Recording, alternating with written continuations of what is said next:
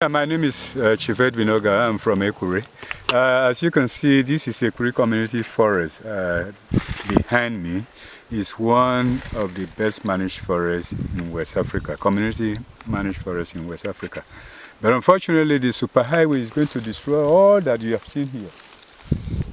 Because the intention of government to revoke all our land for a Superhighway also means that this forest will go up to the peak behind me,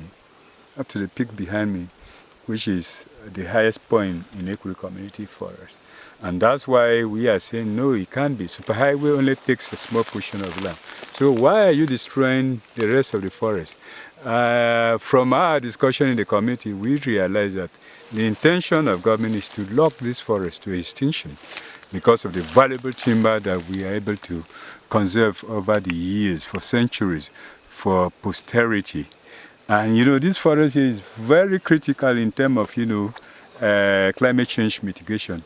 Ekuri Community Forest harbors over 16 million metric tons of carbon.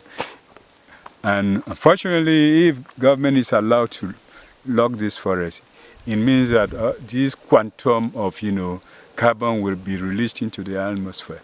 And that will also aggravate climate change, which is not healthy for humanity in general. And we depend on the forest.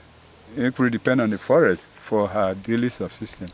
You need not to be educated, neither to learn handwork before you can make money for yourself. Even these you can harvest it. It's something that others need it in town. They use it to tie their yams. So unless you are lazy, before you can't create, money. Money is all over Ekuri Forest. And that's why we call it a Garden of Eden, because the forest here produces everything that we need. We are self-sufficient in terms of our needs from the forest. And basically, our culture is highly dependent on the forest and our spirituality. So the planned eviction, because government has taken the entire Ekuri Forest, meaning that all of us will be evicted and displaced to an unknown destination, which is not a good thing in this 21st century. How can a community that has been keeping her forest, conserving her forest for the benefit of the world, now suffer the fate of conservation? That government has decided to take away all the land and then to banish us into exile, and which Ekuri community is saying this is unacceptable.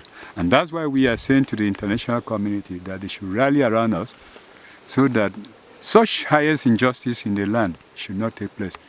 Because if that's happened, it means other communities who have the spirit of conservation, either in Africa, in Latin America, Asia, and even in Australia, it will weaken them.